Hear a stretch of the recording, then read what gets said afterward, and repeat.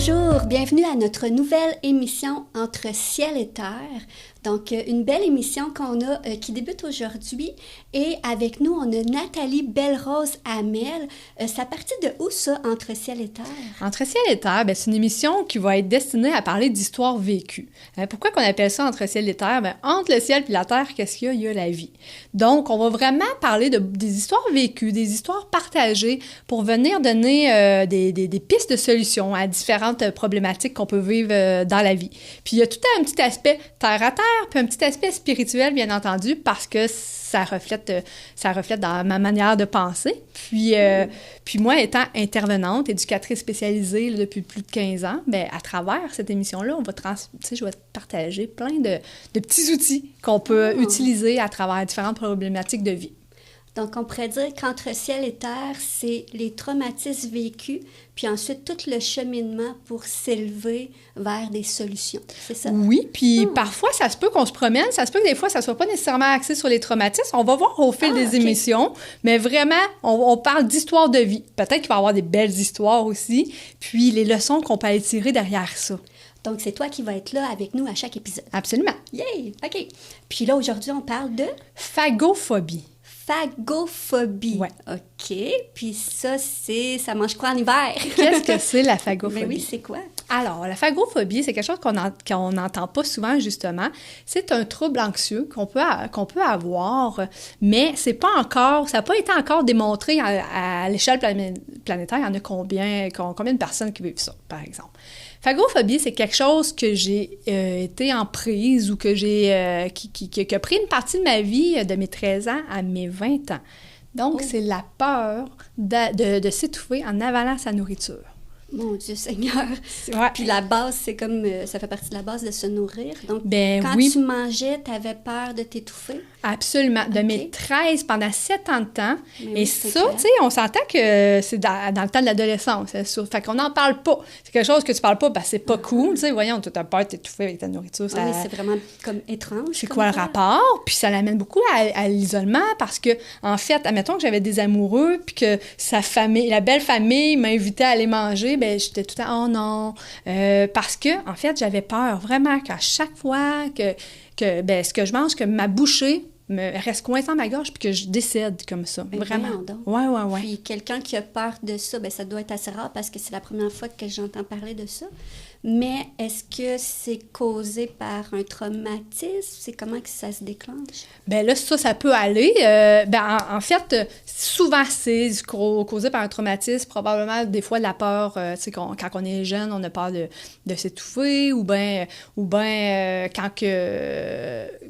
c'est ça. En gros, là, une peur de mourir, une peur de s'étouffer. Puis, par contre, bien entendu, ça peut se guérir, là, si on peut dire ça de même. Parce qu'aujourd'hui, tu n'as plus ça. Non, pas du tout. Puis, je suis rendue à 39 ans. Puis, tu sais, à mes 20 ans, j'ai réussi à m'en sortir. Mais, d'où est-ce que c'est venu, selon moi? Mm-hmm. Quand j'étais plus petite, j'ai eu une expérience où est-ce que j'étais avec ma famille, puis on était jeunes. Je devais avoir 5-6 ans. Puis on jouait ça s'appelait la sandwich, OK? On était 5-6 enfants, puis il y en a un qui se couchait à terre, on mettait un coussin par-dessus, l'autre se couchait par-dessus, on mettait un coussin, et ainsi de suite, jusqu'à temps qu'on monte ça super haut. Mm-hmm. Puis moi, j'étais la plus petite, puis à un moment donné, je me suis ramassée en dessous. Okay. Fait que là, une personne se couche par-dessus moi, puis là, OK. Une autre se couche par-dessus le coussin, puis là, OK. Puis là, je commençais à me sentir un peu manquer d'air, mais jusque-là, je sais pas trop. Puis là, une autre personne qui a embarqué. Puis là, à partir de ce moment-là, j'étais vraiment compressée.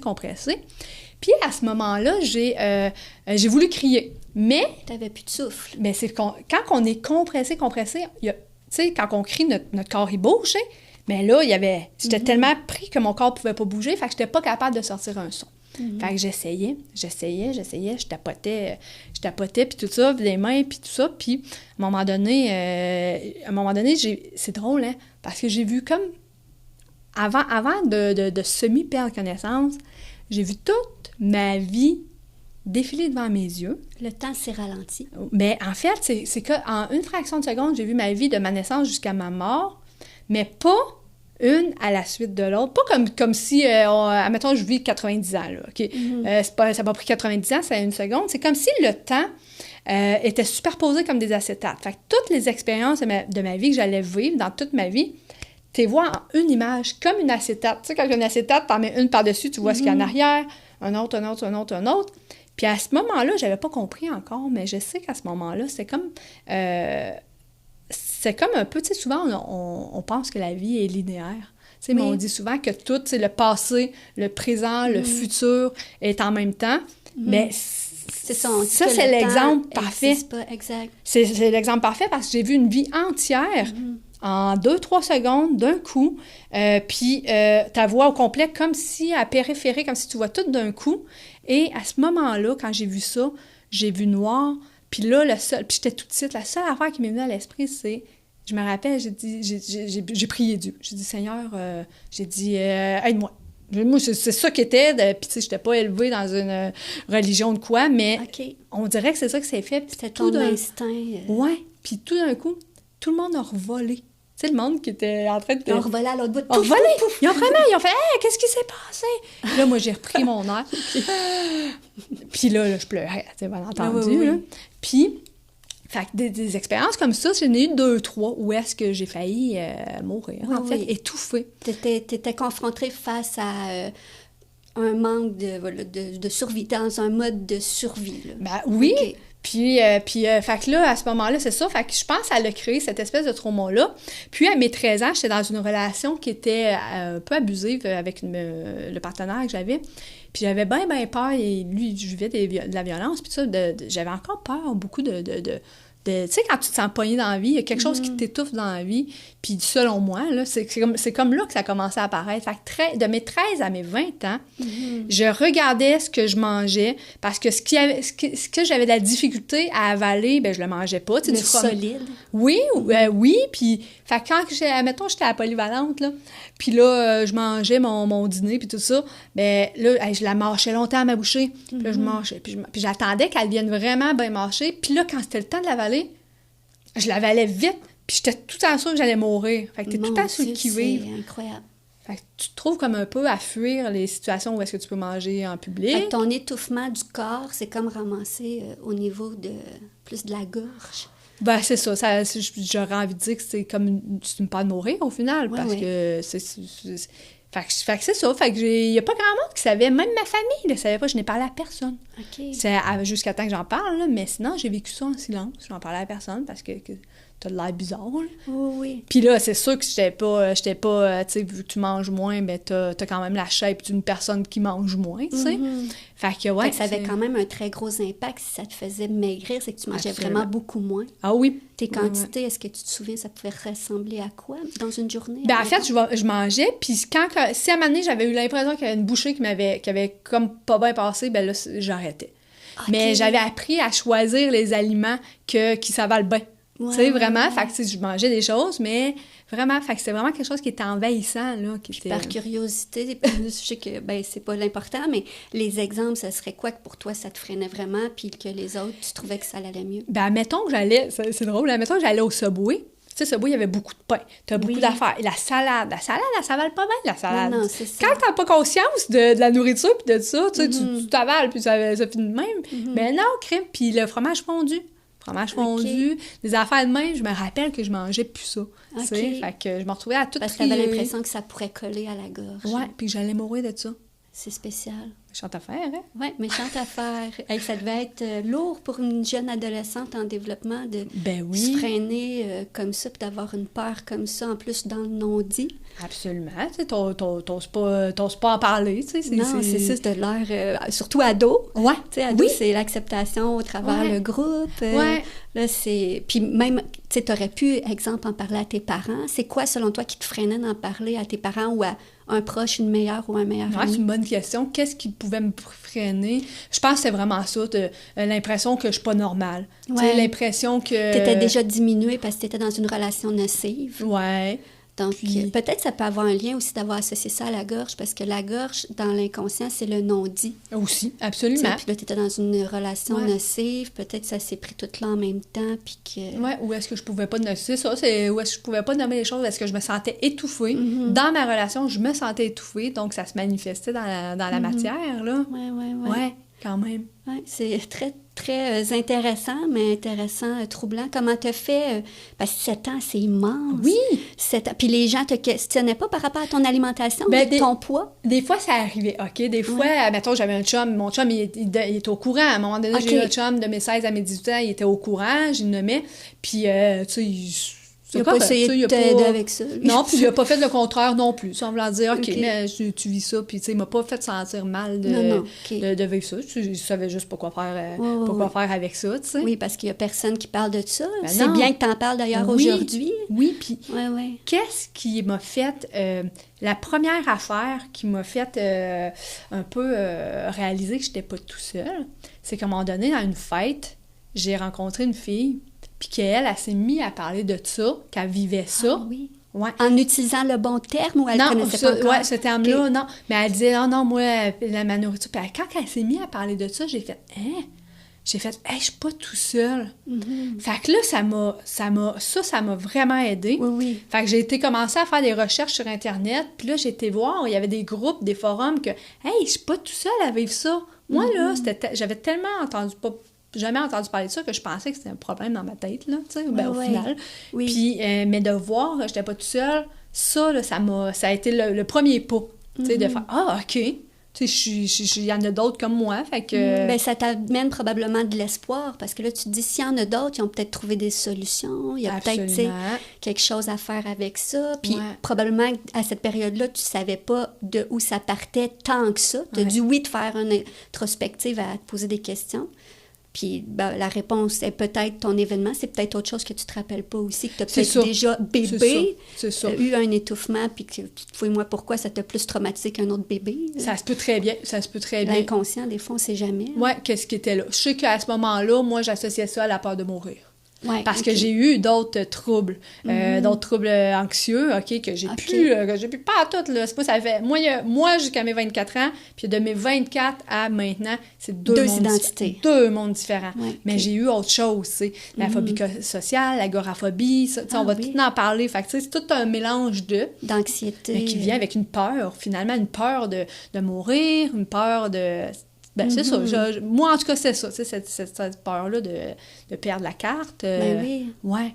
Puis si on parle des premiers moments, là, bon, tu as commencé à trouver des gens qui avaient un peu vécu ou entendu parler des mêmes choses. À partir de ce moment-là, tu as fait tes recherches. Tu es tombée sur quoi? Qu'est-ce qui s'est passé? C'est quoi la suite? À ce moment-là, moi, j'ai toujours été dans ma vie très autodidacte. Okay? Ce qui veut dire que dans ma vie, quand j'ai une difficulté, quand je vis quelque chose de difficulté, ben, je vais m'en servir pour me propulser, je vois comme ça un peu comme un challenge. Je sais pas si c'est une forme de résilience, puis je m'en sers toujours pour me propulser encore plus. Et à ce moment-là, j'ai fait quelques recherches, mais c'était pas très documenté, là. On va se dire que j'avais 24 ans, donc ça fait 15 ans, donc on est en... Puis là, on a beaucoup d'informations. L'Internet était là, mais pas autant. Oui, c'était pas beaucoup documenté. Fait qu'on parlait beaucoup d'aller consulter, mais là, moi, à ce moment-là, j'ai pas d'argent pour consulter, j'étais jeune, j'étais ado, puis j'en parlais à personne. Fait que je me suis dit, à un moment donné, ben regarde, puis je savais pas que c'était ça, mais je me suis fait faire une forme de thérapie cognitivo-comportementale. Okay. Donc, thérapie cognitivo-comportementale, c'est par le comportement, on va aller changer la cognition qui me dit qu'il y a un danger en avalant ma nourriture. Tu sais, par un comportement qui va venir montrer que... Créer des actions pour t'aider à te rassurer graduellement. Oui, puis changer ça, là, cette quelque part dans programmation. Oui, voilà. Puis là, je m'étais dit... J'avais commencé à me traîner une bouteille d'eau partout. Fait qu'à chaque fois que j'étais quelque part, tout ça, puis là, j'avais comme l'impression de me sentir pognée, de paniquer. Moi, ça se passe, tu sais, là, on dirait que c'est là que je manquais d'air. Je prenais ma bouteille d'eau, puis je buvais. Puis là, l'eau, elle passait. Fait que je me disais, il n'y a pas de problème. Tu sais, vraiment juste aussi simple que ça. Ça t'amenait automatique un certain soulagement. Ben oui. Parce que là, ça venait... Je partais pas dans une pensée envahissante qui était de « Ah, je vais m'étouffer », puis tu sais, que finalement, ça part loin, là, c'est tout ça, tu sais, parce que je bois mon eau, ça passe. Si ça passe, il n'y a pas de problème. Fait qu'il y a ça que j'ai fait.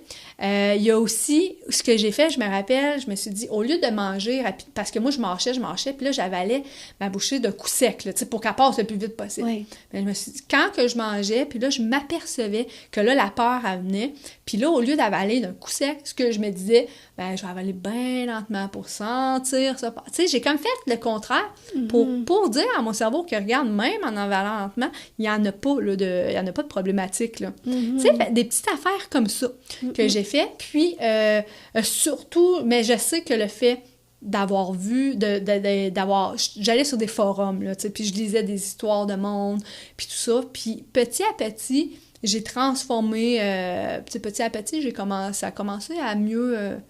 ben, tu sais, j'ai comme déconstruit cette programmation-là en faisant des actions. Ton cerveau, il a reprogrammé autre chose. Oui, puis... Avant, tu donnais un élan, une swing à ta bouffe pour qu'elle passe le plus vite possible. Là, tu as dit à ton cerveau, on va essayer un autre chemin. Ouais. Il l'a enregistré de manière sécure.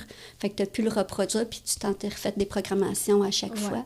Fait que veux pas, ton cerveau, c'est quand même intelligent. Là. Tu peux le reprogrammer autant que tu veux à n'importe quoi. Absolument. Et une affaire vraiment importante aussi, ça a été...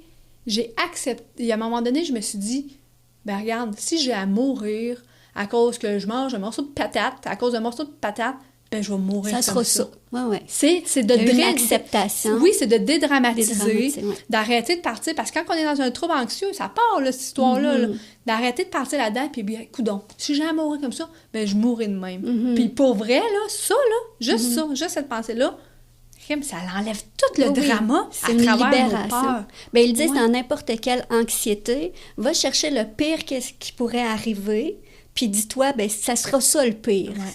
Puis accepte-le, puis fais ton lâcher-prise, puis ça amène une guérison, un soulagement. Voilà. Ben, c'est du travail, là. On s'entend que quelqu'un qui n'a pas l'habitude, il faut que tu te reparles, puis tu te reparles, puis tu te reparles. Ouais. Fait que ça t'a pris combien de temps à te parler comme ça pour sentir qu'à un moment donné, il y avait vraiment une différence, là, puis une grande, là. Ouais, puis ensuite, que tu étais libérée, mettons. Bien, j'aurais envie de dire que là, tu sais, c'est de mes 13 à mes 20 ans. À 20 ans, j'ai commencé comme à réaliser que... je dirais que ça s'est fait, ça, cette transition-là. Là, je parle en approximatif, là. Peut-être sur... j'aurais envie de dire peut-être sur 1 an, mais... ça m'a pris quand même quelques années avant de ne plus avoir peur que ça revienne, OK? Avant de vouloir dire, OK, je suis correcte, mais pour combien de temps? Fait que ça m'a pris quelques années, puis c'est pour ça que je dis qu'à vers mes 24 ans, là, moi, à mes 24 ans, il y a un chiffre total dans ma vie, vraiment total. Okay. Je passe de la fille qui vit plein de traumas, puis qu'on va parler tout au long des émissions, qui devient intervenante, qui devient éducatrice pour aider les autres et les accompagner dans bien des affaires. Tu sais, il y a vraiment une ligne différente. Fait que, mais vraiment, là, le plus, je pense qu'à mes 24 ans, j'étais correcte, j'étais safe, mais je pense qu'une fois de temps en temps, 2-3 fois par année, je me disais, je mangeais, puis hey, si ça me repogne, puis là, je me disais non. Quand ça arrivait, là, la petite pensée qui voulait, je me disais non, c'est fini, ça, c'est plus dans ma vie. Je la bloquais. Puis à partir de 27 ans, là, j'étais safe. Là, fait qu'on... Mais je pense que c'est normal que la pensée revienne occasionnelle parce que je te donne un exemple très concret. Quand j'étais jeune, ma première voiture, je commençais à conduire, c'était l'hiver, puis j'ai fait une sortie de route. Ouais. Puis j'ai eu peur, j'avais pas encore d'expérience, donc j'ai fermé les yeux, j'ai tenu le volant fort, puis j'ai jumpé le garde-fou, puis mon seul réflexe, j'ai jamais pesé sur le frein, j'ai fermé les yeux, j'ai tenu le volant fort. Puis j'ai eu très peur parce que c'était mes premières expériences. Mais encore aujourd'hui, quand je prends une courbe dans le même angle, j'ai l'impression que mes roues vont décoller. Ouais. Puis j'ai 44, on parle de quand j'avais dans début vingtaine. Fait que je pense qu'à un moment donné, un trauma peut laisser une petite marque que oui, la pensée peut revenir, mais pour moi, c'est plus un traumatisme. Fait que oui, la pensée, peut-être un jour, elle peut revenir, mais tu sens puis tu comprends que c'est du passé et que tu en es guéri de ça. Absolument. Ouais. Puis je donne pas, tu sais, faut pas donner comme d'importance à ça. Je fais, non, exact. Ça traverse comme bien des pensées qui peuvent nous traverser. C'est comme ça. Tu sais, ça passe. Fait que celle-là, ben moi, j'y accroche pas, tu sais. Fait que c'est plus là, c'est plus là pantoute, là. Oui, bien en tout cas, tu as passé au travers quelque chose d'assez incroyable, assez incroyable. Puis qu'est-ce que tu aurais... bon, je sais pas s'il y a des gens qui ont ça, qui vont tomber sur les vidéos peut-être par des recherches, mais si des gens tomberaient sur ces vidéos-là par des recherches parce que eux ils vivent ça, ils ont vécu ça ou ils connaissent des gens qui vivent ça, selon toi, c'est quoi le message que tu aimerais leur porter? Parce que toi, tu en as lu beaucoup. Ouais. Bien, en fait, là, je vais répondre à ta question, mais il y a plus de monde qui vivent ça qu'on le penserait parce que moi, j'ai plein de vidéos sur ma chaîne YouTube, OK? Puis cette vidéo-là, parce que j'avais fait une vidéo là-dessus, il y a des centaines et des centaines de milliers de vues versus les autres. Fait que t'as du monde qui a regardé, puis il y a du monde qui m'écrivent une fois de temps en temps. Bien, c'est vraiment important d'en parler à ce moment-là. Puis, en fait, qu'est-ce que je dirais, c'est que c'est pas parce qu'on vit ça qu'on n'est pas rien pour subir ça toute notre vie. Non, parce que c'est la belle preuve que tu t'en es sortie. Là. Absolument. Là. Puis c'est vraiment, moi, c'est pas une affaire qui va revenir dans ma vie, c'est sûr, certain. Ça fait, je suis rendue 13 ans ailleurs de ça. Ça fait 13 ans que c'est fini. Fait que ça fait plus que 13 ans. OK.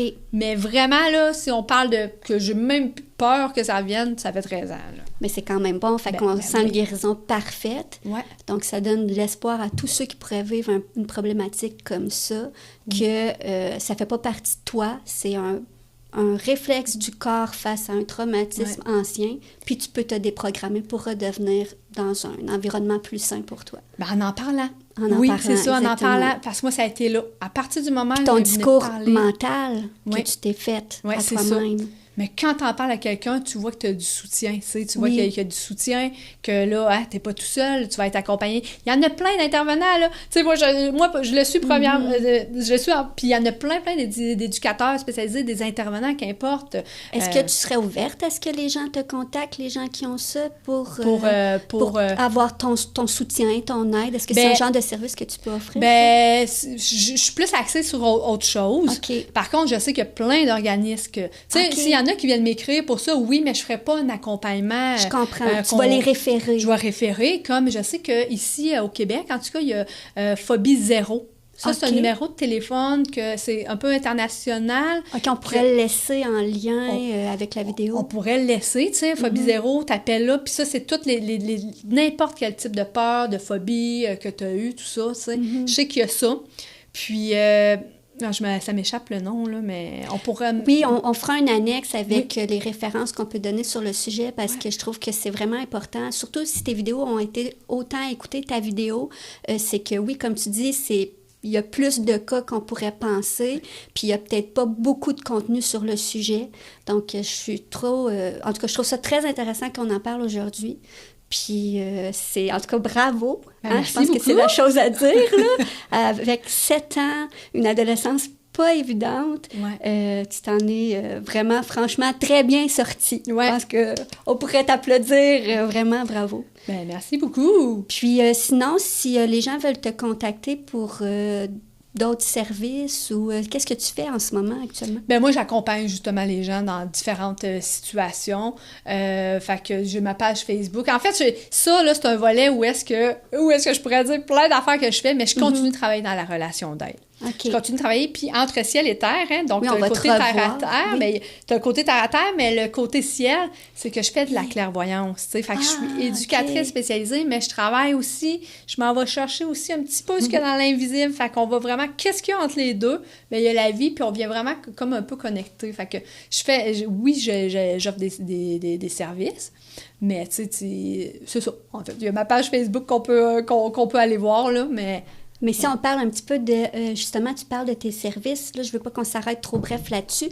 Dans la clairvoyance, quelqu'un qui a une problématique comme ça ou autre, on peut vraiment être aidé à élever avec tes services à toi. Là, ben oui. Aller chercher... De quelle façon que tu es capable d'aller chercher les traumas? Ben d'un, il y a toute l'expérience de vie, puis il y a tout mon savoir, vu que je suis intervenante. Tu sais, j'ai étudié là-dedans, fait que j'accompagne vraiment là-dedans. Mais la petite touche spirituelle, on peut aller voir d'où est-ce que ça vient, OK? Parce que ça peut même valoir aller plus loin que notre vie ici, selon le système de croyance. Je n'impose rien à personne, mais ça peut, tu sais, un trauma peut arriver de d'autres vies. Aussi, on sait que ce qui nous affecte physiquement, psychologiquement, on a aussi un corps énergétique. Donc, ça peut affecter le corps énergétique. Comment est-ce qu'on peut travailler sur le corps énergétique pour que ça ait un impact sur notre corps physiologique, émotionnel? Fait qu'il y a cet aspect-là. Mais il y a surtout l'aspect d'avoir confiance en... par quelque chose de plus grand qui peut nous accompagner aussi là-dedans, tu sais. Ouais. Ah, ben c'est très beau. Ben, je suis bien contente parce que là, c'était notre premier épisode. Oui. Donc, il va y avoir encore beaucoup d'autres sujets à venir. Je crois que tu avais une bonne vingtaine ou sinon plus de capsules. Oui, on va parler de dépendance affective, d'hypersexualisation, de violence conjugale. On va parler de consommation, de toutes sortes de dépendances. On va parler aussi d'autres histoires de vie. On va parler de clairvoyance aussi. On va se promener là, dans plein de sujets variés. Ça va être vraiment cool. Merveilleux. Je pense qu'on va aider beaucoup de personnes. Donc, n'hésitez pas à nous suivre. Puis, je vous remercie d'avoir regardé notre bel épisode d'aujourd'hui. Je te remercie, Nathalie. Merci. Bye bye.